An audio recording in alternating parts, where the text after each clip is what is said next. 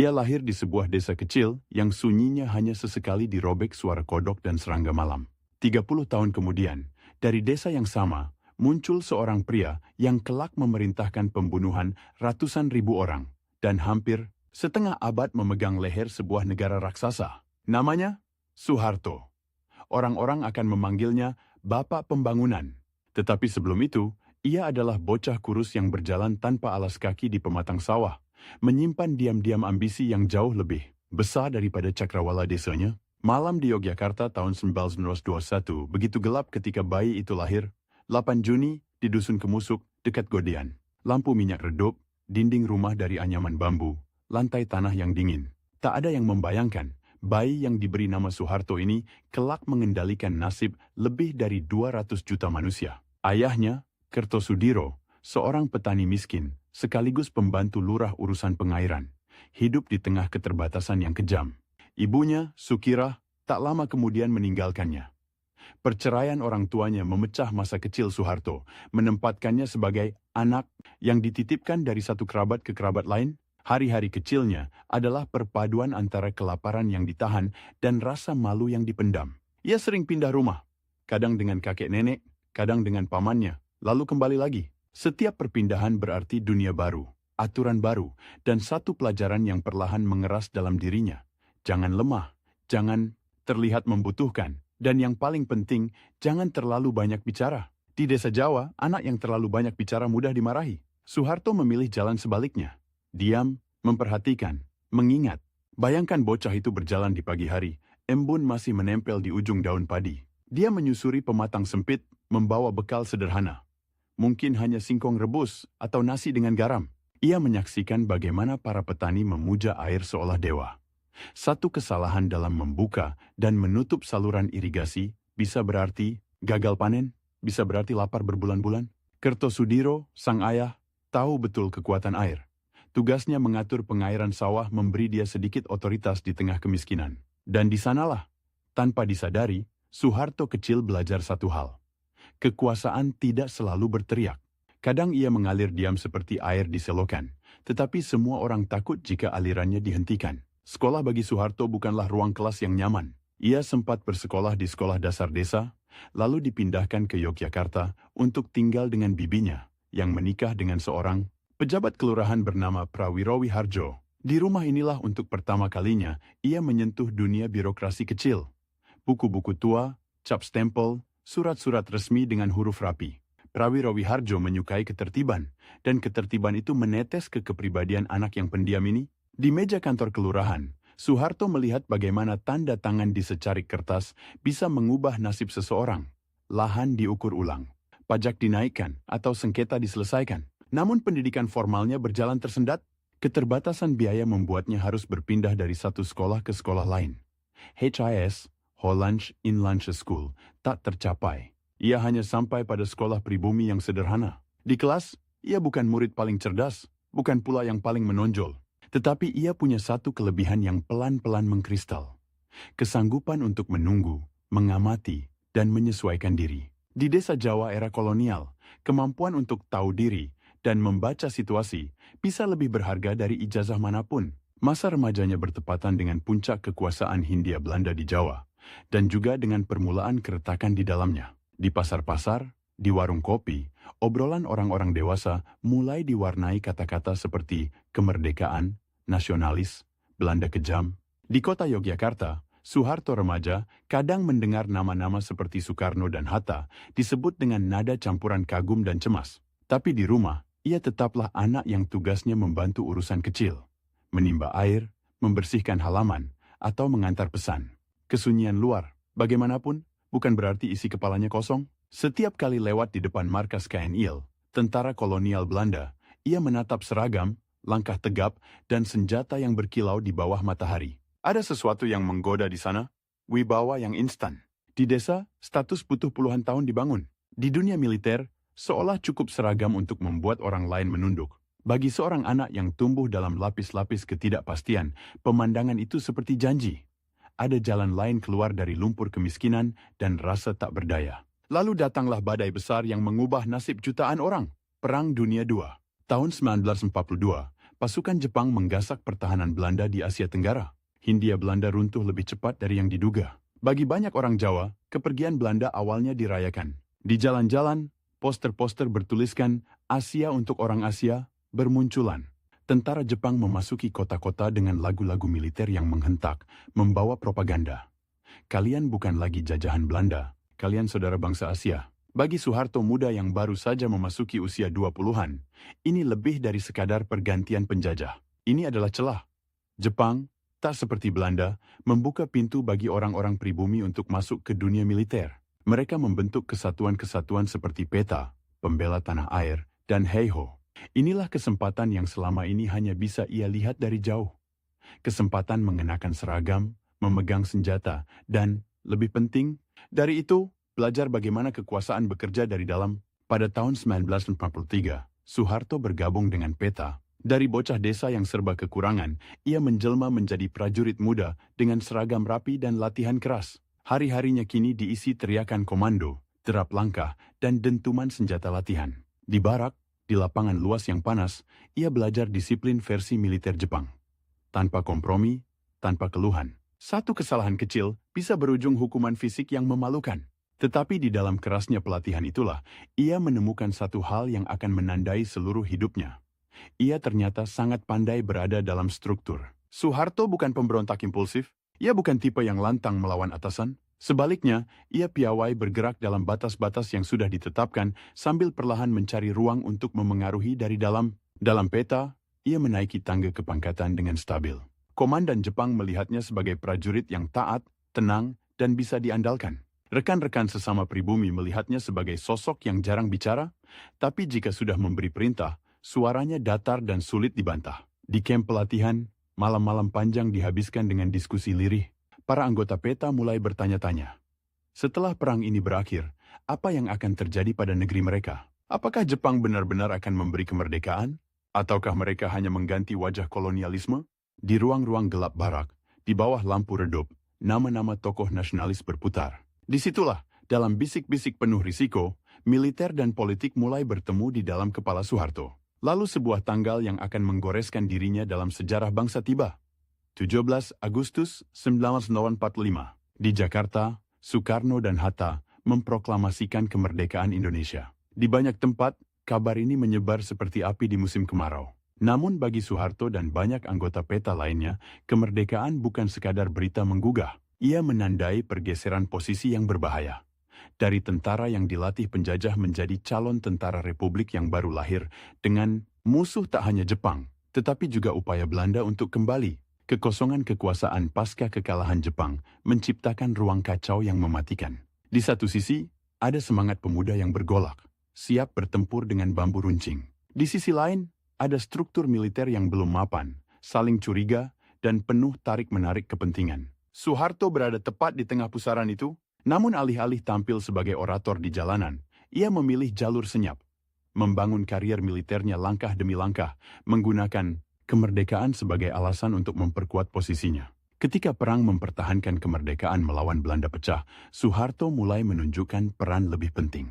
Ia turut terlibat dalam pembentukan Tentara Keamanan Rakyat, cikal bakal TNI, dan perlahan naik derajat sebagai perwira lapangan. Di Yogyakarta, yang menjadi ibu kota Republik sementara setelah Jakarta diduduki, ia menjalin hubungan dengan berbagai tokoh militer dan politik. Di kantin-kantin sederhana, di kursi-kursi kayu reot, masa depan Republik Muda ini dipertaruhkan melalui percakapan yang sering tak tercatat sejarah. Pada 1 Maret 1949, ketika Belanda mencoba menunjukkan kepada dunia bahwa Republik Indonesia sudah tidak ada setelah penangkapan Soekarno dan Hatta, serangan mendadak terjadi di Yogyakarta. Dalam waktu singkat, pasukan Indonesia merebut kota itu selama beberapa jam sebelum mundur kembali. Serangan umum ini mengguncang meja-meja diplomasi dunia. Klaim Belanda runtuh, bukti bahwa Republik masih punya gigi terpampang jelas. Di balik operasi militer berani ini, muncul nama Soeharto, yang berperan sebagai salah satu komandan serangan. Seketika, reputasinya di kalangan militer melonjak. Bayangkan adegan itu. Pagi buta, kota Yogyakarta yang biasanya tenang mendadak dikepung tembakan. Pasukan Indonesia bergerak cepat, memukul pos-pos Belanda, mengibarkan merah putih di beberapa titik strategis. Di tengah kekacauan, Soeharto bukan lagi bocah desa yang berjalan di pematang sawah. Ia adalah komandan yang harus mengambil keputusan dalam hitungan menit. Maju, mundur, menyerang, atau mundur teratur sebelum terkepung. Setiap langkah salah bisa mengorbankan nyawa puluhan atau ratusan prajuritnya. Serangan umum ini bukan hanya aksi militer, ia juga theatrical politik yang sangat efektif. Dan Soeharto membuktikan bahwa ia paham arti keduanya. Setelah pengakuan kedaulatan tahun 1949 dan berakhirnya perang terbuka dengan Belanda, Indonesia memasuki fase baru. Negara sudah merdeka, tetapi bentuk dan arahnya masih cair. Bagi banyak pejuang bersenjata, pertanyaan menghantui. Apa peran mereka sekarang? Bagi sebagian, jawabannya adalah kembali ke desa, menjadi petani atau pedagang. Bagi yang lain, terutama perwira muda yang telah merasakan manisnya kekuasaan dan sorotan, jawabannya lain. Bertahan dan naik. Soeharto memilih yang kedua. Ia melanjutkan karier militernya, berpindah dari satu komando ke komando lain, dari Jawa Tengah hingga daerah rawan pemberontakan. Militer Indonesia muda saat itu bukanlah institusi yang rapi. Ia lebih mirip jaringan kendur faksi-faksi, loyalitas personal, dan sisa-sisa laskar. Dalam dunia seperti itulah, kemampuan Soeharto untuk membangun jaringan diam-diam menjadi senjata ampuh. Ia tidak menonjol dengan pidato keras, melainkan dengan kesetiaan tampak dan kecakapan mengelola pasukan. Namun di atas semua itu, ada panggung yang jauh lebih besar sedang disiapkan. Panggung politik nasional. Di Jakarta, Soekarno membangun dirinya sebagai pemimpin besar revolusi. Sosok karismatik yang memadukan nasionalisme, sosialisme, dan sedikit mistik Jawa. Di sisi lain, partai-partai politik bersaing sengit. Partai Komunis Indonesia, PKI, tumbuh cepat, menarik jutaan pengikut dari kalangan buruh dan petani. Di tengah persaingan ideologi ini, militer mulai merasa mereka bukan sekadar alat, melainkan juga pemain. Pada dasarnya, dari masa kacamatanya yang berembun di bangku sekolah desa hingga seragam petanya yang kasar di bawah terik matahari, Soeharto selalu hidup di ruang di mana ia tak sepenuhnya berkuasa, tetapi juga tidak sepenuhnya tak berdaya. Ia belajar seni bergerak di antara garis, tidak terlalu anti, tidak terlalu pro, tapi selalu mencari posisi menguntungkan. Kini, di awal tahun 1950-an, seni itu akan diuji di medan yang jauh lebih licin. Persimpangan antara militer dan politik. Sementara itu, jauh di Yogyakarta, di rumah-rumah tua yang temboknya menampung cerita perang, nama Soeharto mulai sering disebut dengan nada yang berbeda. Bukan lagi anak kemusuk yang pendiam, melainkan komandan serangan umum yang kariernya sedang menanjak. Di dunia militer, reputasi seperti itu adalah mata uang berharga. Tetapi, reputasi juga bisa menjadi undangan. Undangan untuk dilibatkan dalam permainan kekuasaan yang menuntut pengorbanan lebih berat. Daripada sekadar nyawa di medan perang, ia menuntut sesuatu yang lebih halus dan dingin. Kesediaan untuk melawan sesama anak bangsa. Di Jakarta yang penuh asap rokok dan rapat-rapat politik itu, perlahan-lahan, tanpa disadari banyak orang, jalur seorang bocah desa yang dulu hanya ingin lolos dari jerat kemiskinan sedang diarahkan menuju puncak piramida negara. Tak ada yang tahu pasti kapan. Pada malam yang sepi atau di sela-sela rapat militer yang menjemukan, pikiran itu pertama kali muncul di kepalanya, bahwa suatu hari bukan lagi komandan serangan atau pemimpin divisi yang akan ia kejar, melainkan sesuatu yang jauh lebih besar, lebih berisiko, dan lebih memabukkan. Bahwa suatu hari ia bisa menjadi penguasa Indonesia. Pada malam ketika ribuan orang berjejal di jalan-jalan Jakarta, mengepalkan tangan dan menjerit ganyang PKI. Seorang lelaki setengah baya berdiri di balik jendela gelap markas militer, menatap kota yang nyaris meledak. Di luar, massa menuntut darah. Di dalam, telepon-telepon berdering tanpa henti. Laporan tentang penculikan jenderal, mayat di sumur. Tua, desa-desa yang mulai membakar tetangga sendiri. Di tengah kegilaan itu, lelaki pendiam dari kemusuk ini tahu satu hal. Jika ia salah melangkah satu kali saja, hanya terlambat mengambil keputusan beberapa hari, bahkan beberapa jam, negerinya bisa runtuh ke dalam perang saudara. Dan ia sendiri bisa berakhir di ruang interogasi, ditembak sebagai pengkhianat. Yang lebih ironis, di ujung lain kota, orang yang dulu ia kagumi sebagai pemimpin besar revolusi, Soekarno, masih percaya bahwa ia, Soeharto, hanyalah jenderal setia yang menjaga revolusinya. Padahal, jam sejarah sedang berdetak ke arah lain. Puluhan tahun sebelum malam-malam penuh asap dan slogan itu, setelah perang kemerdekaan mereda, Soeharto memasuki tahun 1990-an sebagai perwira yang namanya mulai diperhitungkan. Serangan umum 1 Maret 1989 mengangkat reputasinya dan ia dipercaya memimpin divisi Diponegoro yang berkedudukan di Jawa Tengah. Di sini, di tanah yang penuh kenangan perjuangan, Soeharto berhadapan dengan musuh yang sangat berbeda dari tentara Belanda. Kemiskinan, kekacauan administrasi, laskar-laskar bersenjata yang belum sepenuhnya patuh pada pemerintah pusat, dan ekonomi yang remuk redam.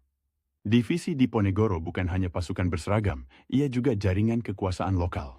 Para perwira punya akses ke gudang senjata, truk, dan, yang paling penting, jalur logistik. Di tengah negara yang masih rapuh, batas antara resmi dan tidak resmi kabur. Soeharto melihat peluang. Ia menjalin hubungan dengan pengusaha-pengusaha lokal, termasuk pedagang Tionghoa, memfasilitasi perdagangan gula, beras, dan barang-barang lain. Sebagai imbalannya, divisi Diponegoro mendapatkan dana tambahan, senjata, dan loyalitas. Di permukaan, ini tampak seperti kreativitas seorang komandan menjaga kesejahteraan pasukan. Di bawah permukaan, inilah laboratorium awal gaya kekuasaan yang kelak mewarnai Orde Baru. Perpaduan antara militer, bisnis, dan politik lokal. Uang mengalir lewat jalur gelap, tetapi sebagian dipakai untuk membangun rumah sakit militer, markas, bahkan kegiatan sosial. Banyak prajurit merasa beruntung punya komandan seperti Soeharto yang pandai cari makan untuk pasukannya. Namun, setiap jaringan kekuasaan menarik juga perhatian dan kecemburuan. Di Jakarta, para jenderal di staf umum TNI mulai mendengar bisik-bisik tentang bisnis Diponegoro, kontak dengan pengusaha Tionghoa, penyelundupan, pengumpulan dana di luar jalur resmi. Di kalangan elit militer, muncul rasa was-was. Apakah ini sekadar improvisasi atau cikal bakal kerajaan kecil di Jawa Tengah? Di sini, untuk pertama kalinya, Soeharto merasakan bagaimana sorotan tajam dari sesama perwira bisa mengancam kariernya. Ketegangan itu meledak dalam sebuah skandal yang kelak dikenal sebagai peristiwa penyelundupan, atau dalam banyak versi, perkara batik dan gula yang melibatkan jaringan divisi Diponegoro. Pemeriksaan internal dilakukan, kecurigaan mengarah pada orang-orang dekat Soeharto. Tidak ada bukti yang cukup untuk menjebloskan dia ke penjara, tetapi cukup untuk menjatuhkannya dari kursi empuk komandan divisi. Di tengah karier yang menanjak, keputusan itu turun seperti petir. Soeharto dicopot dari jabatannya, dipindahkan ke posisi staf yang lebih pinggiran. Bayangkan perubahan itu. Dari komandan yang disegani di Jawa Tengah, ia tiba-tiba menjadi figur yang berjalan di koridor markas dengan pangkat yang sama, tetapi tanpa komando pasukan. Di mata sebagian orang, ia jenderal yang telah disentil karena terlalu kreatif mengelola jaringan. Di mata yang lain, ini pertanda bahwa bintang Soeharto mulai redup. Di kantor-kantor militer Jakarta, nama-nama lain bersinar. Abdul Haris Nasution, jenderal intelektual yang memikirkan doktrin jalan tengah militer. Ahmad Yani, perwira muda karismatik yang disukai Soekarno. Sementara Soeharto lebih sering disebut sebagai mantan komandan Diponegoro yang bermasalah. Bagi banyak perwira, pukulan seperti itu bisa mengakhiri ambisi. Tetapi Soeharto, yang dibentuk oleh masa kecil penuh perpindahan dan rasa dititipkan, sudah terbiasa hidup di pinggiran. Ia menelan pahit itu tanpa banyak protes, menerima mutasi ke posisi yang oleh sebagian disebut buangan halus. Disinilah sisi lain karakternya bekerja. Ia tahu kapan harus menunduk dan diam. Ia menyusun ulang langkah, pelan, tanpa drama. Dalam diam, ia mengamati siapa yang benar-benar memegang kunci di Jakarta. Bukan hanya presiden dengan pidato menggelegar, tetapi juga para jenderal yang menguasai pasukan strategis. Kesempatan kedua datang dari tempat yang mungkin tak banyak diperhitungkan orang. Komando Cadangan Strategis, Kostrad. Pada awal 1960-an, ketika situasi politik makin tak menentu dan konfrontasi dengan Malaysia berkecamuk, kebutuhan akan pasukan siap gerak menjadi sangat penting. Soeharto ditunjuk untuk memimpin Kostrad, formasi yang saat itu belum sebesar dan sekuat kelak, tetapi punya satu keunggulan, mobilitas, dan kedekatan langsung dengan pusat kekuasaan di Jakarta. Dari kursi inilah, perlahan, ia kembali mengumpulkan potongan-potongan pengaruh yang sempat tercerai. Sementara itu, di atas panggung negara, drama utama dimainkan oleh seorang laki-laki lain yang pernah dipuja jutaan rakyat, Soekarno. Di awal 1960-an, Soekarno memproklamasikan demokrasi terpimpin, menggantikan sistem parlementer yang kacau. Ia menjalin aliansi berbahaya, menumpu dukungan pada TNI, PKI yang kian kuat, serta kelompok nasionalis dan religius yang saling cemburu. Di depan massa, Soekarno berpidato berjam-jam, menyebut dirinya penyambung lidah rakyat, menentang imperialisme barat dan memeluk komunisme ala Indonesia sebagai teman seperjuangan. Bagi Soeharto, Soekarno bukan sekadar presiden. Ia adalah bayangan besar yang menutupi hampir semua tokoh lain. Di setiap upacara militer, wajah Soekarno ada di poster-poster, di pidato, di lagu-lagu. Karismanya memikat, membuat jutaan orang bersedia berdesakan di bawah terik matahari hanya untuk mendengar suaranya. Soeharto, sebaliknya, bukan orator. Suaranya datar, tubuhnya kaku, senyumnya sering terlihat lebih seperti garis tipis yang sulit dibaca. Dalam permainan citra, Soekarno menang telak. Namun, di ruang-ruang rapat tertutup, kekuasaan tidak hanya ditentukan oleh tepuk tangan massa. Disinilah persaingan halus mulai terjalin. Soekarno, sang bintang, melawan Soeharto, sang operator senyap. Mereka bukan musuh terang-terangan, setidaknya belum, tetapi arah keduanya mulai berlawanan. Soekarno semakin condong kepada PKI, yang dipimpin D.N. Aidit, memberi ruang bagi partai itu untuk berkembang menjadi kekuatan politik terbesar di Indonesia. Aidit mengusulkan pembentukan Angkatan Kelima, petani dan buruh bersenjata di luar struktur TNI. Bagi banyak jenderal, ini alam merah.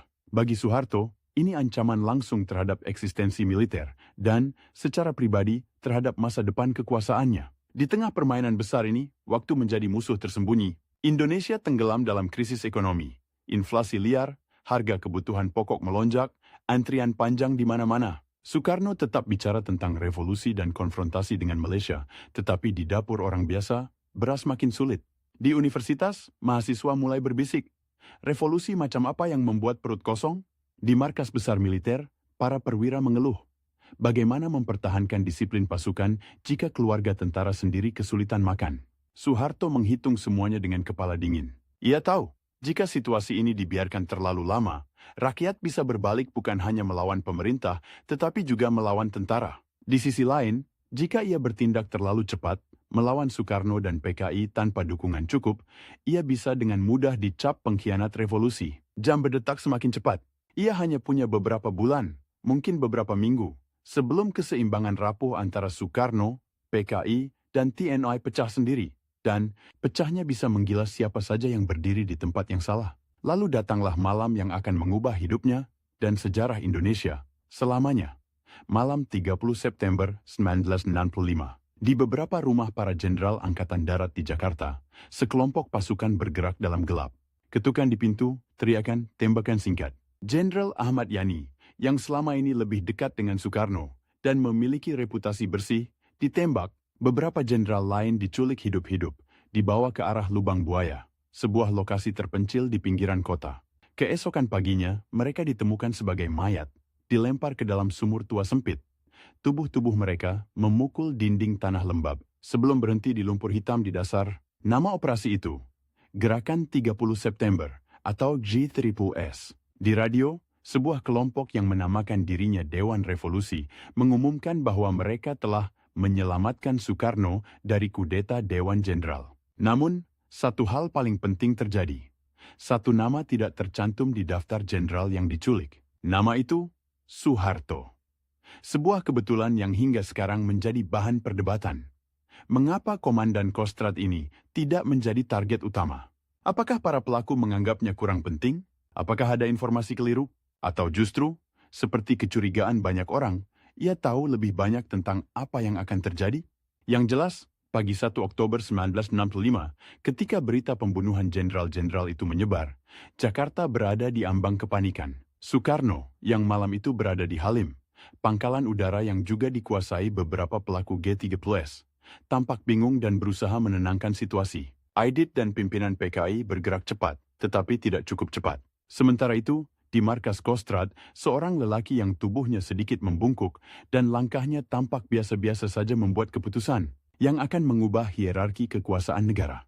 Soeharto memerintahkan pasukannya bergerak. Ia mengambil alih studio RRI dan kantor telekomunikasi, memutus jalur komunikasi kelompok G30S. Ia mengklaim bahwa yang terjadi adalah pemberontakan dan bahwa Angkatan Darat berada di pihak presiden dan rakyat. Di hadapan publik, ia masih menyebut Soekarno sebagai pemimpin sah. Di balik layar, ia mulai menginstruksikan penangkapan, menyusun strategi untuk menekan PKI, dan perlahan-lahan menyingkirkan orang yang ia anggap tidak bisa dipercaya. Kota yang beberapa jam sebelumnya dikuasai kebingungan, kini perlahan dipenuhi wajah-wajah tentara Kostrad yang berjaga di persimpangan jalan. Di Halim, ketika posisi kelompok G30S makin terdesak, Soekarno akhirnya meninggalkan pangkalan itu. Aidit melarikan diri. Dalam hitungan hari, narasi resmi mulai terbentuk. PKI dituduh menjadi dalang penuh gerakan ini. Poster, pamflet, dan siaran radio menggambarkan cerita mengerikan. Siksaan terhadap para jenderal, kebiadaban yang dibesar-besarkan, wajah-wajah perempuan gerwani yang dituduh menari di sekitar mayat. Benar atau tidak, gambar-gambar itu menjadi bahan bakar kemarahan, dan kemarahan itu butuh sasaran. Dalam minggu-minggu setelah 30 September, Indonesia memasuki salah satu bab terkelam dalam sejarahnya. Di Jawa Tengah, Jawa Timur, Bali, hingga Sumatera dan Sulawesi, warga yang dituduh anggota atau simpatisan PKI diburu. Malam-malam, truk-truk tanpa tanda pengenal berhenti di desa-desa, membawa orang-orang yang dipanggil namanya dari daftar. Mereka dibawa pergi, sering tanpa pengadilan, tanpa surat resmi. Sungai-sungai yang biasanya tenang tiba-tiba membawa sesuatu yang lain selain batang kayu dan sampah. Tubuh-tubuh membengkak, mengambang, tersangkut di akar pohon. Di beberapa tempat, penduduk dilarang memancing di sungai. Bukan karena ikan habis, tetapi karena bau busuk mayat yang menumpuk. Angka pastinya tak pernah disepakati. Ratusan ribu, mungkin lebih dari 1 juta orang dibunuh dalam beberapa bulan. Banyak dari mereka petani biasa, guru desa, pegawai rendah, atau orang-orang yang hanya pernah menghadiri rapat partai sekali 2 kali. Tetapi di atas semua itu, satu hal jelas. Otoritas untuk mengendalikan, mengarahkan, dan mengorganisasi operasi besar-besaran ini pelan-pelan mengalir ke tangan Angkatan Darat, dan di pucuknya menguat di tangan Soeharto. Soekarno mencoba melawan arus ini. Ia masih berharap bisa memainkan keseimbangan. Tidak sepenuhnya mengorbankan PKI, menjaga citra sebagai pemimpin semua golongan. Dalam pidatonya, ia berbicara tentang pentingnya persatuan, menolak untuk serta-merta menghukum PKI sebagai dalang tunggal. Namun, di jalanan, massa mahasiswa yang tergabung dalam KAMI dan kelompok-kelompok lain menuntut 3 hal. Pembubaran PKI, pembersihan kabinet dari unsur-unsur yang terkait, dan penurunan harga. Mereka meneriakkan turunkan gantung Aidit. Ganyang PKI, dan pelan tapi pasti, mulai menggugat Soekarno sendiri. Disinilah persaingan antara dua lelaki itu menjadi semakin tajam. Di satu sisi, Soekarno masih punya pesona di mata banyak rakyat kecil, terutama di daerah yang belum tersentuh penuh informasi tentang G30S. Ia masih bisa mengundang puluhan ribu orang datang ke lapangan untuk mendengar pidatonya. Di sisi lain, Soeharto punya sesuatu yang jauh lebih konkret. Kontrol atas tank, senapan, dan pasukan yang sekarang merasa punya misi. Menyelamatkan negara dari komunisme, mereka yang bersorak hidup Bung Karno. Di depan istana mungkin tidak menyadari bahwa di belakang pagar ada prajurit-prajurit muda yang kini lebih loyal kepada komandan. Mereka dikostrat daripada kepada sang presiden yang mereka dengar di radio sejak kecil. Tekanan internasional dan ekonomi menambah gentingnya situasi. Negara nyaris bangkrut. Harga melompat tak terkendali. Negara-negara barat yang gentar melihat kebangkitan PKI mulai melihat pada sosok lain sebagai calon mitra yang lebih stabil dan anti-komunis, Soeharto dan klik jenderalnya. Di balik pertemuan-pertemuan diplomatik, utang-utang dinegosiasikan ulang, bantuan ekonomi dibicarakan, tetapi semua itu mensyaratkan satu hal, kepastian bahwa Indonesia tidak lagi berada di jalur menuju negara komunis. Waktu makin sempit. Jika kekacauan berlarut, Indonesia bisa jatuh ke dalam balkanisasi, pecah menjadi negara-negara kecil. Soeharto bergerak dengan pola yang sama seperti yang ia pelajari sejak muda. Diam, terukur, dan selalu tampak formal. Ia tidak langsung mengumumkan bahwa ia hendak menggantikan Soekarno. Sebaliknya, ia mengumpulkan satu demi satu legitimasi. Puncaknya datang pada 11 Maret 1996, ketika di tengah situasi genting demonstrasi mahasiswa dan pasukan tak dikenal yang mengepung istana. Soekarno memanggil sejumlah jenderal, termasuk Soeharto, ke Istana Bogor. Apa yang terjadi di hari itu menjadi salah satu momen paling misterius dan krusial dalam sejarah Indonesia. Hasil akhirnya jelas. Sebuah dokumen yang dikenal sebagai Super Semar, Surat Perintah 11 Maret, ditandatangani Soekarno, memberikan kekuasaan kepada Soeharto untuk mengambil tindakan yang dianggap perlu demi keamanan dan ketertiban. Apakah Soekarno menandatanganinya dalam keadaan tertekan, dikelilingi tentara bersenjata? Apakah ia sadar bahwa surat itu akan menjadi tiket bagi Soeharto untuk menyingkirkan PKI dan mempreteli kekuasaannya sendiri? Sejarah resmi Orde Baru menyebutnya sebagai penyerahan mandat yang sah. Sejumlah kesaksian lain menyiratkan adanya tekanan. Yang jelas, begitu Super Semar berada di tangannya, Soeharto bertindak cepat. Dalam hitungan hari, PKI dibubarkan secara resmi. Tokoh-tokoh yang dianggap dekat dengan partai itu ditangkap, diadili, atau menghilang. Media massa dibersihkan. Struktur pemerintahan dipetakan ulang. Soekarno masih memegang jabatan presiden, tetapi kekuasaan nyata, kapasitas untuk memerintah, memutuskan, dan menghukum bergeser ke tangan Soeharto. Rivalitas dua lelaki ini mencapai bentuk paling telanjang. Satu memegang titel, satu memegang alat. Namun bahkan di titik ini, Soeharto belum sepenuhnya aman. Loyalis Soekarno masih tersebar di berbagai institusi, banyak rakyat yang masih mencintai sang proklamator. Soeharto tahu, jika ia terlalu cepat menjatuhkan Soekarno tanpa legitimasi formal, ia bisa menghadapi pemberontakan baru, bahkan dari dalam militer sendiri. Lagi-lagi, jam berdetak. Ia harus memastikan transisi ini tampak konstitusional, bukan kudeta kasar. Langkah terakhir direncanakan dengan teliti. Melalui MPRS, lembaga tinggi negara yang diisi oleh wakil-wakil yang banyak dipengaruhi militer dan kelompok anti-komunis, serangkaian keputusan dikeluarkan. Peninjauan kembali mandat Soekarno, penetapan tanggung jawab atas penyimpangan dalam perjalanan negara, dan, akhirnya, pada tahun 1967, pencabutan kekuasaan dan jabatan presiden dari tangan Soekarno. Setahun kemudian, pada 1968, MPRS secara resmi mengangkat Jenderal Soeharto sebagai Presiden Republik Indonesia. Bayangkan kontrasnya. Di satu sisi, Soekarno, yang dulu berpidato di podium kemerdekaan, kini hidup dalam pengawasan. Kesehatannya menurun, suaranya yang dulu menggelegar pelan-pelan memudar di ruang-ruang rumah sakit. Di sisi lain, Soeharto, bocah yang dulu berjalan di pematang sawah tanpa alas kaki, berdiri di podium pelantikan dengan seragam lengkap. Dada penuh bintang, tangan terangkat untuk mengucap sumpah presiden. Tidak ada ledakan, tidak ada pengumuman dramatis tentang revolusi baru. Hanya kalimat formal, sidang resmi, tepuk tangan terukur. Tetapi di balik kesan tertib itu, Indonesia telah berubah dunia. Banyak orang mengira kekuasaan itu diraih dengan pidato yang membakar. Soeharto membuktikan sebaliknya. Ia membangun rezim paling tahan lama di Indonesia modern dengan sesuatu yang jauh lebih sunyi. Tanda, tangan, rapat tertutup, daftar nama, dan ketakutan yang tidak perlu diteriakkan. Dan ironinya, justru saat ia terlihat paling stabil, jam rahasianya mulai menghitung mundur. Ia harus menunjukkan hasil dalam waktu singkat, sebelum rakyat yang lapar berubah menjadi massa yang sama. Ganasnya seperti yang dulu menghabisi lawan-lawannya. Di depan publik, ia menjanjikan orde baru. Di belakang layar, ia sedang berlomba dengan seorang rival yang tidak kalah licin. Jaringan mahasiswa dan teknokrat anti-komunis yang ingin Indonesia dibuka ke barat secepat mungkin, tanpa harus membiarkan militer menguasai semuanya. Mereka butuh Soeharto untuk menyingkirkan Soekarno. Setelah itu, mereka ingin membatasi Soeharto. Dan Soeharto paham, kalau ia kehilangan kendali sekarang, ia bukan presiden, hanya batu loncatan. Ia memulai dengan sesuatu yang terdengar membosankan, tapi mematikan. Menata ulang aturan main. Politik diperas, hingga hanya menyisakan sari yang bisa dikendalikan. Partai-partai dipaksa menyatu. Ruang oposisi dikecilkan seperti ruangan yang dindingnya pelan-pelan maju mendekat. Di tengah proses itu, Soeharto menempatkan kendaraan utamanya. Golongan karya, Golkar, bukan partai katanya, melainkan golongan fungsional.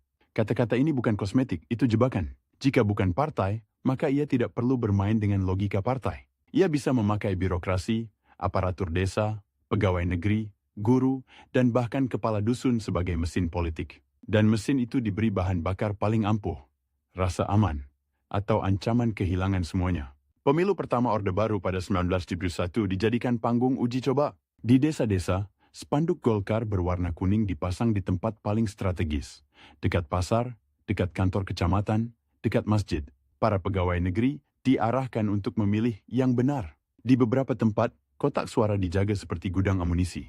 Hasilnya telak, Golkar menang besar. Bagi sebagian rakyat, itu tampak seperti kemenangan ketertiban atas kekacauan. Bagi Soeharto, itu lebih dari sekadar angka. Itu bukti bahwa ia bisa memerintah tanpa harus bergantung pada karisma. Rivalnya, kelompok sipil yang berharap demokrasi pulih cepat, mulai sadar bahwa mereka sedang membantu menciptakan sesuatu yang lebih keras dari yang mereka bayangkan. Para teknokrat dari mafia Berkeley mendorong stabilisasi ekonomi, menekan inflasi, merapikan anggaran, membuka pintu investasi. Mereka melihat negara sebagai mesin yang harus disetel ulang. Soeharto melihat ekonomi sebagai sumber legitimasi dan sebagai jalur distribusi hadiah bagi loyalitas. Mereka satu tujuan di awal, tetapi berbeda alasan. Ketika kebijakan ekonomi mulai mengurangi subsidi dan menertibkan monopoli lama, muncul gesekan. Siapa yang menentukan arah? Para teknokrat bicara rasionalitas. Soeharto bicara keamanan nasional. Kata terakhir itu selalu menang. Soeharto membangun Orde Baru seperti membangun benteng berlapis. Lapisan pertama, militer. Doktrin Dwi Fungsi ABRI menempatkan tentara bukan hanya di barak, tapi di kursi bupati, gubernur, bahkan di perusahaan negara. Lapisan kedua, birokrasi. PNS dibuat seragam dalam loyalitas, dari atas sampai bawah. Lapisan ketiga, pengawasan informasi. Surat kabar yang terlalu kritis bisa dibina, atau lebih sering, dicabut izinnya. Lapisan keempat, ketakutan lama yang dipelihara seperti api kecil di pojok ruangan. Ancaman kebangkitan komunis. Cukup ucapkan satu label itu, dan siapapun bisa dipukul mundur dari panggung, dijauhkan dari pekerjaan, atau dipanggil aparat. Tetapi benteng tidak cukup. Ia butuh pilar yang membuat rakyat mau menerima dinding-dinding itu. Pembangunan. Kata pembangunan menjadi mantra baru yang menggantikan revolusi. Jalan raya, irigasi, sekolah dasar, puskesmas, semuanya diproduksi sebagai bukti bahwa masa baru ini bekerja. Program keluarga berencana dipromosikan agresif. Slogan, 2 anak cukup, menempel di dinding-dinding posyandu. Beras menjadi simbol politik. Kalau harga beras stabil, negara terasa stabil. Bulog diperkuat, stok dijaga, pasar diintervensi. Bagi petani kecil, ini bisa berarti kepastian. Bagi rezim, ini berarti kontrol atas perut rakyat. Lalu datang minyak. Tahun 1970-an, harga minyak dunia naik tinggi, dan Indonesia yang kaya minyak menikmati durian runtuh. Uang mengalir ke negara seperti banjir yang mendadak menemukan sungai baru. Proyek-proyek besar bermunculan, gedung-gedung naik, jalan-jalan diperlebar. Di televisi, yang menjadi corong negara, gambar Soeharto hadir sebagai bapak pembangunan. Pria sederhana yang katanya bekerja tanpa lelah. Tapi banjir uang juga membawa lumpur. Korupsi menjadi lebih mudah, lebih luas, dan lebih sulit dilacak. Di sekitar istana, tumbuh ekosistem baru. Pengusaha yang mengerti satu hal. Akses lebih penting daripada inovasi. Mereka tidak perlu menang di pasar. Mereka perlu menang di meja makan kekuasaan. Dan disinilah twist yang jarang disadari orang pada saat itu. Orde Baru bukan hanya pemerintahan. Ia menjadi sistem distribusi kesempatan yang diputuskan dari atas. Anak-anak Soeharto dan lingkar terdekatnya perlahan masuk ke bisnis, dari perbankan, properti, hingga komoditas. Nama-nama konglomerat yang dekat dengan kekuasaan menjadi penanda zaman. Di permukaan, itu terlihat seperti kemajuan ekonomi. Di bawahnya, itu adalah jaringan patronase yang membuat setiap orang yang diuntungkan punya alasan untuk menjaga status quo. Dan setiap orang yang dirugikan tidak punya saluran aman untuk protes. Ketika protes muncul, rezim menguji ototnya. Tahun 1974, saat kunjungan Perdana Menteri Jepang Kakuei Tanaka, Jakarta meledak dalam kerusuhan yang kemudian dikenal sebagai peristiwa Malari. Demonstrasi mahasiswa awalnya menolak dominasi modal asing dan korupsi, lalu berubah menjadi kekacauan. Mobil terbakar, toko dijarah, asap membubung di jalan. Itu momen yang menyentak Soeharto.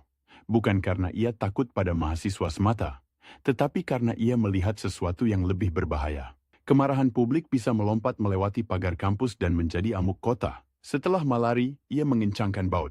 Aktivisme kampus dipersempit, organisasi mahasiswa dinormalisasi. Ruang kritik yang sempat terbuka sedikit di awal. Orde Baru kembali ditutup rapat, seperti jendela yang dibanting sebelum badai masuk. Namun Soeharto bukan sekadar menutup. Ia juga belajar menyalurkan energi sosial ke jalur yang aman baginya. Islam politik misalnya, diperlakukan dengan hati-hati. Cukup diberi ruang untuk ekspresi religius, tapi tidak untuk oposisi terorganisir. Ideologi Pancasila dijadikan satu-satunya asas. Negara seperti berkata, kalian boleh berbeda dalam budaya, tapi tidak dalam kesetiaan. Dan untuk menjaga kesetiaan itu, rezim memproduksi ritual-ritual. Penataran P4, upacara, slogan, narasi resmi sejarah 1965 yang diputar berulang-ulang, termasuk lewat film yang menampilkan kekejaman musuh secara grafis. Adegan yang tertanam di kepala anak sekolah, seperti mimpi buruk kolektif. Ketakutan tidak perlu hadir setiap hari, cukup ditanam sejak kecil. Di balik semua itu, Kompetitor paling berbahaya bagi Soeharto bukan lagi Soekarno yang sudah jatuh dan wafat dalam pengawasan. Kompetitor itu adalah kemungkinan bahwa rakyat, terutama kelas menengah baru yang lahir dari pembangunan, akan menuntut lebih dari sekadar stabilitas. Ketika ekonomi tumbuh, selera ikut tumbuh. Orang mulai mengenal koran asing, mulai membandingkan, mulai bertanya kenapa negara lain bisa maju tanpa dibungkam. Soeharto menjawab bukan dengan debat, melainkan dengan strategi klasiknya.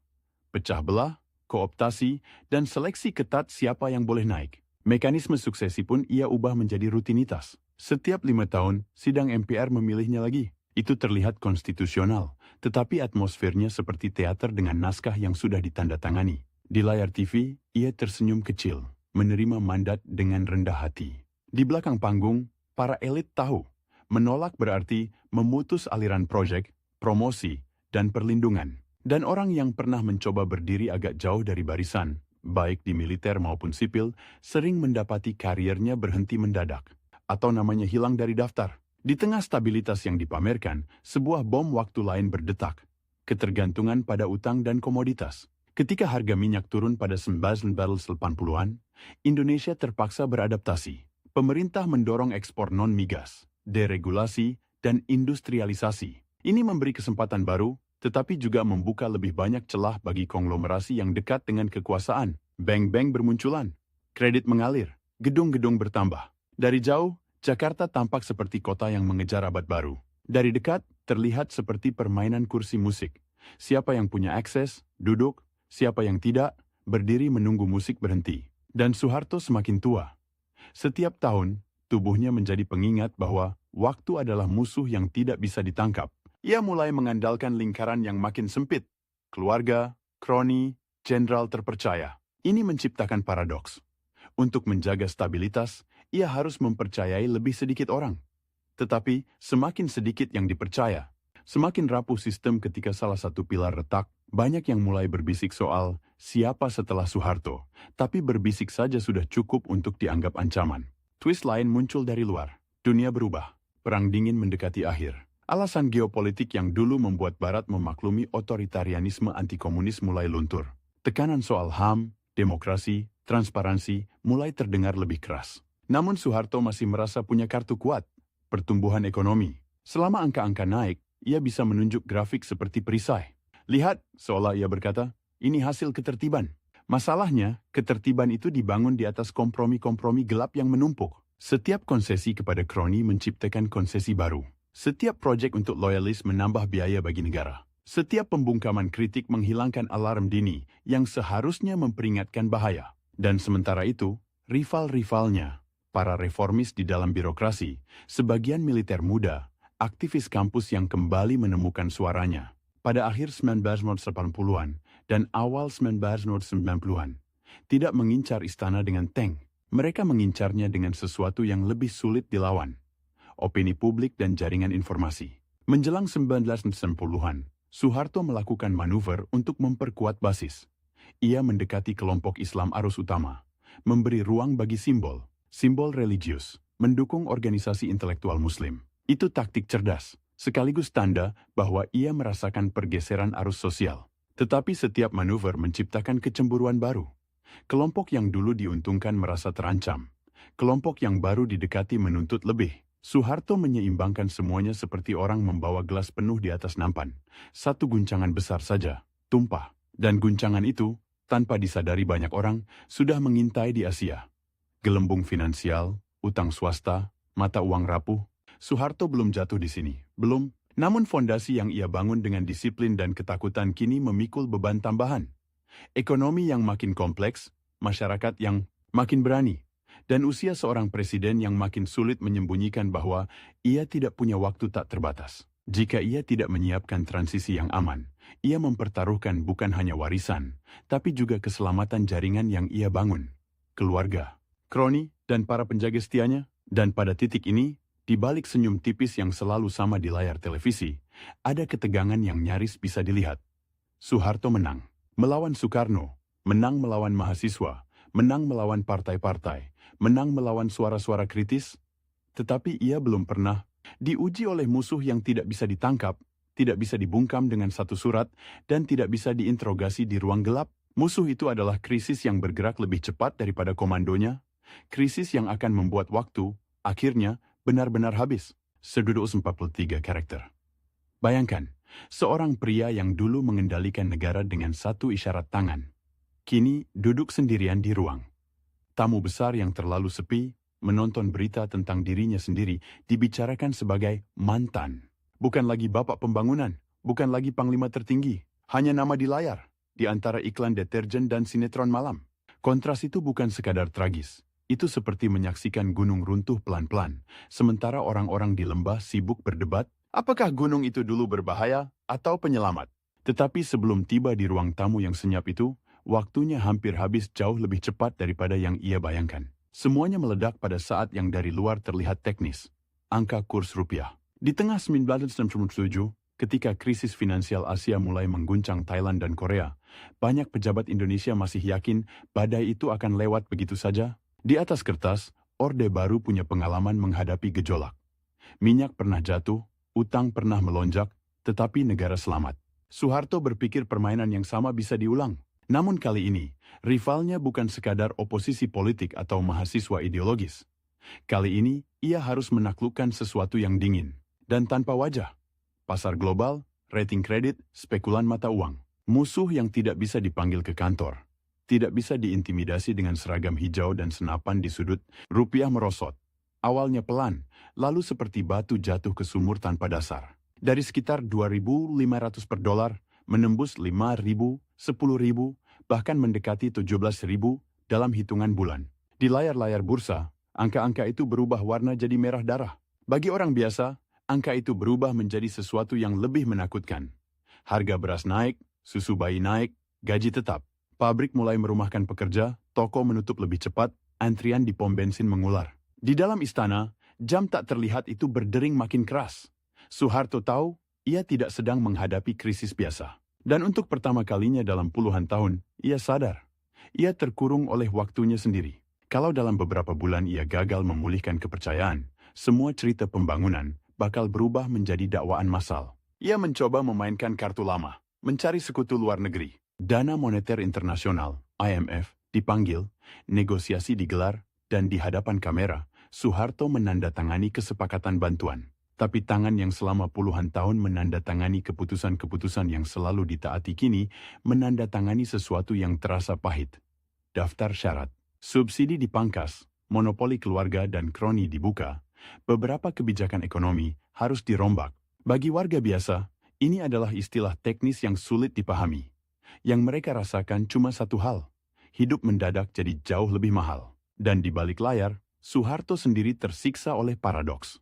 Untuk menyelamatkan kekuasaan, ia harus memotong jaringan istimewa yang justru menopang kekuasaan itu. Kalau ia mengikuti IMF terlalu patuh, ia melukai kroninya. Kalau ia menolak, pasar menghukumnya lebih berat. Sementara itu, rival yang dulu ia minimalisir, kelas menengah terdidik yang lahir dari universitas-universitas Orde Baru, dari kampus, teknik dan ekonomi, dari sekolah yang dibangun atas nama pembangunan, mulai bergerak. Mahasiswa yang pada awal 1990-an hanya bisa mengeluh di kantin kini turun ke jalan. Mereka membawa spanduk, megafon, dan sesuatu yang lebih berbahaya daripada batu. Keberanian untuk memanggil presiden dengan satu kata yang dulu tabu, turun. Di kampus-kampus seperti Universitas Indonesia, Gajah Mada, Airlangga, dan berbagai kampus di Makassar, Medan, Yogyakarta, Gelombang, protes mengembang seperti noda tinta di air. Mereka punya batas waktu yang tidak tertulis. Kalau krisis tak mereda dalam hitungan bulan, mereka akan memaksa perubahan dari luar sistem. Soeharto mencoba mengulur permainan. Ia mengumumkan rencana membentuk Kabinet Reformasi Pembangunan, menjanjikan perubahan, mengundang beberapa wajah baru, menggeser sebagian pejabat lama. Tetapi publik tak lagi mudah diyakinkan. Kamera televisi yang dulu selalu memotret dia sebagai pusat ketenangan kini menangkap sesuatu yang lain. Sosok yang terlihat letih, suara yang terdengar serak, senyum yang tak lagi penuh kepastian. Gambar-gambar itu beredar berulang-ulang, dan tanpa kata, mereka menyampaikan pesan yang tak bisa disensor. Kekuasaan itu sudah menua. Tekanan tidak hanya datang dari jalanan. Di dalam parlemen, sebagian anggota DPR mulai bersuara lebih keras. Tokoh-tokoh seperti Amin Rais, yang sebelumnya bergerak di wilayah wacana, kini muncul sebagai ancaman politik nyata. Ia merencanakan aksi besar-besaran di Monas, menggalang dukungan dengan bahasa agama, sekaligus demokrasi. Di militer sendiri, retakan mulai terlihat. Para jenderal muda merasa masa depannya buntu. Kalau mereka terus mengikat nasib pada satu orang yang mulai dianggap sebagai beban, mereka tak berani langsung melawannya, tetapi mereka juga enggan mati tenggelam bersamanya. Lalu datang momen yang mengunci segalanya. Penembakan mahasiswa di Trisakti, 12 Mei 1998. Peluru tajam menghantam tubuh 4 mahasiswa yang sedang berdemonstrasi. Darah mereka membasahi aspal. Kemeja putih mereka menjadi saksi bisu bahwa garis sudah dilampaui. Foto-foto itu menyebar cepat. Tubuh terkulai dengan bercak merah pekat.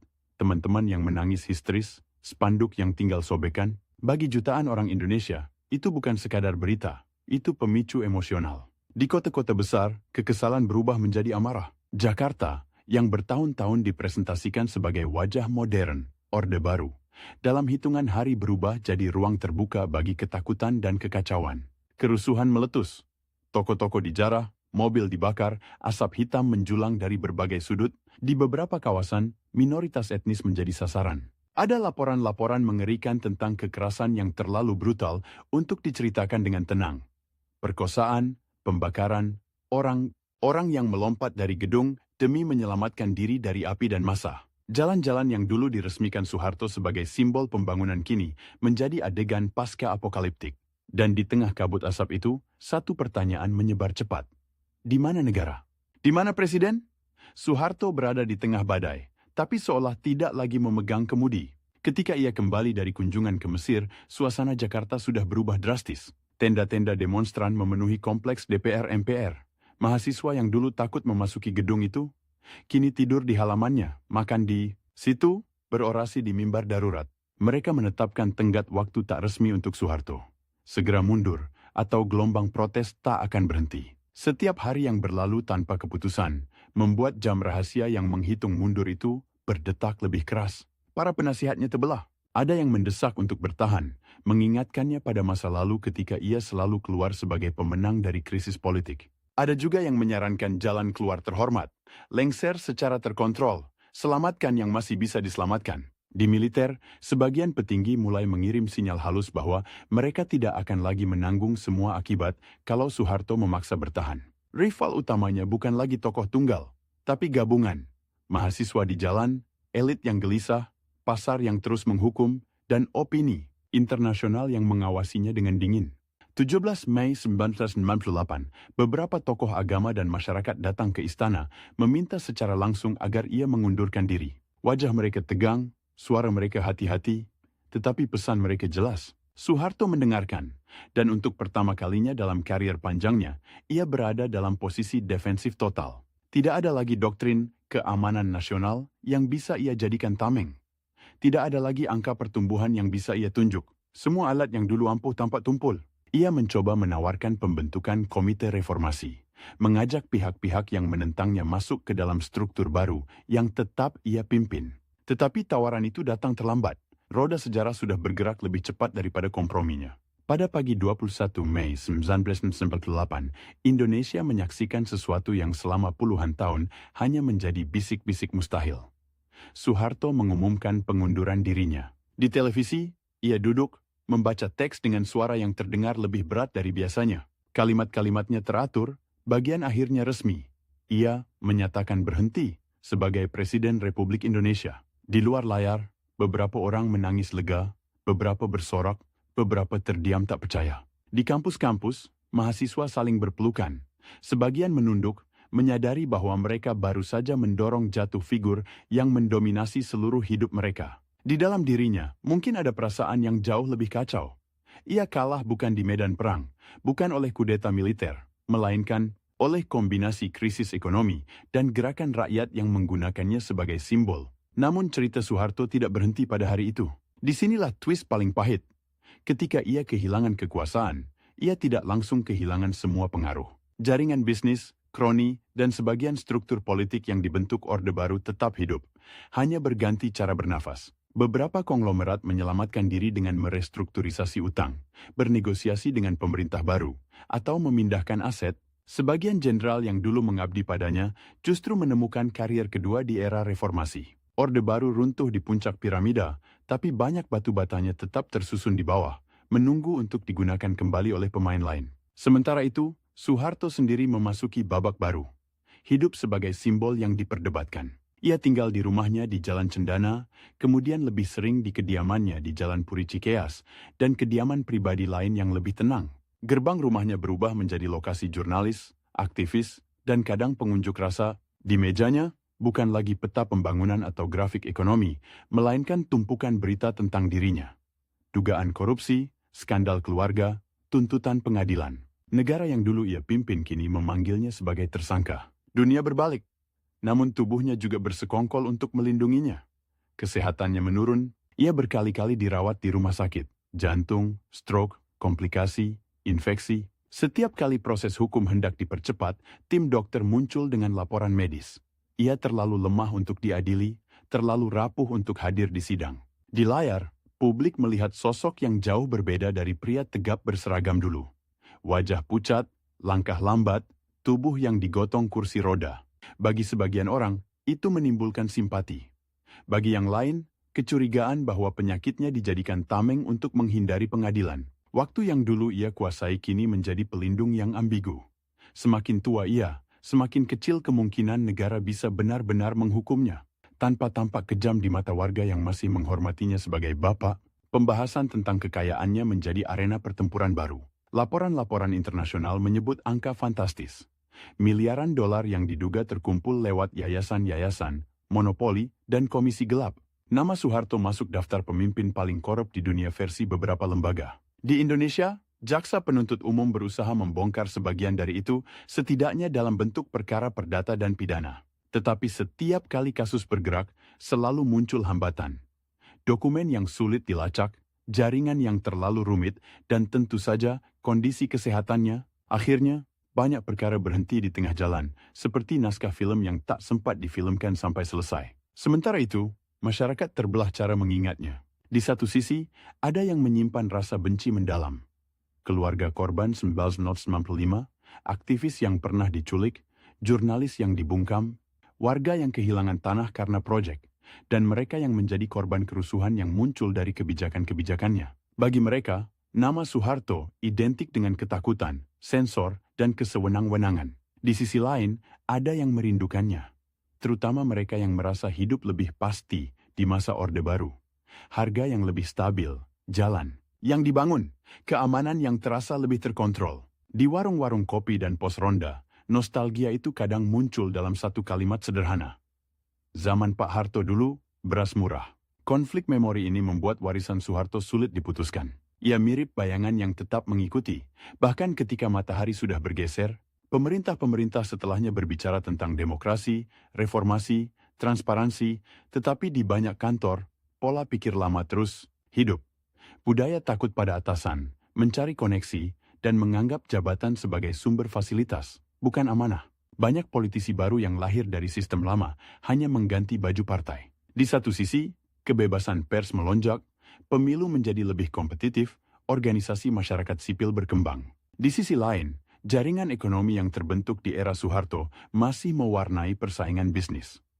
Beberapa konglomerat lama bertahan, anak-anaknya mengambil alih, dan struktur pasar tetap terkonsentrasi. Soeharto menyaksikan semua itu dalam diam. Ia jarang berbicara ke publik setelah lengser, tidak ada pengakuan dramatis, tidak ada penyesalan besar di depan kamera, tidak ada pembelaan panjang yang menjelaskan versinya.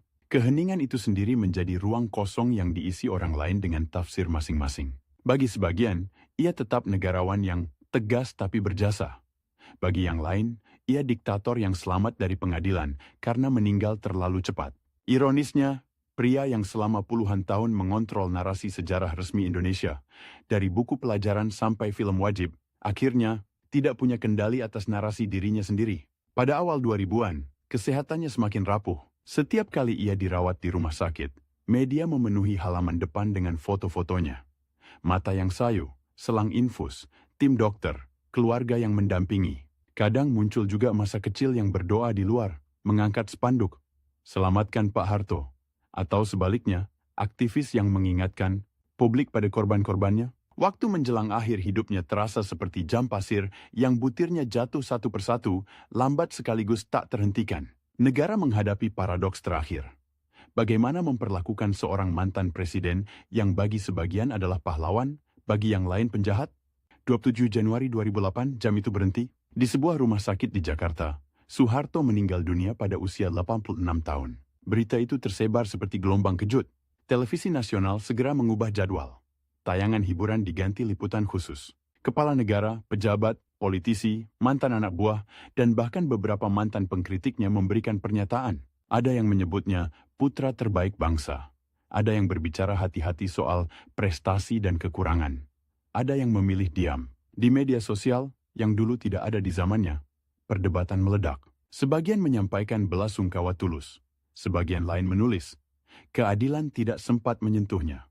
Negara memberikan penghormatan kenegaraan. Peti berselubung bendera merah putih, pasukan berseragam rapi, tembakan salvo, iringan doa. Ia dimakamkan di Astana Giribangun, kompleks makam keluarga yang ia pilih jauh sebelumnya, di lereng yang sejuk, jauh dari hiruk-pikuk Jakarta. Prosesi itu menutup satu bab sejarah, tetapi tidak menutup pertanyaan-pertanyaan yang ia tinggalkan. Di antara doa-doa pelan, ada juga pertanyaan sunyi yang tidak diucapkan keras. Bagaimana menimbang hidup seorang pria yang di bawahnya? Indonesia mengalami pertumbuhan ekonomi pesat, tetapi juga pelanggaran HAM masif. Berapa nilai satu jalan tol jika dibayar dengan 1.000 suara yang dibungkam? Sejak itu, nama Soeharto terus kembali dalam siklus diskusi nasional. Setiap kali harga-harga naik, setiap kali skandal korupsi besar terungkap, setiap kali kekacauan politik terjadi, suara-suara nostalgis muncul. Zaman dulu tidak begini. Setiap kali peringatan tragedi 1995 dan kasus-kasus pelanggaran HAM lainnya diperingati, suara-suara perlawanan muncul. Jangan lupa siapa yang memerintah saat itu.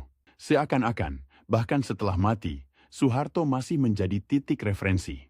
Segala sesuatu diukur sebelum dan sesudah dirinya. Warisan terbesarnya mungkin bukan proyek fisik atau angka PDB, tetapi cara bangsa ini memahami kekuasaan. Di satu sisi, Orde Baru mengajarkan bahwa stabilitas bisa dibeli dengan ketakutan dan kontrol. Di sisi lain, kejatuhannya menunjukkan bahwa ketakutan punya masa kedaluarsa.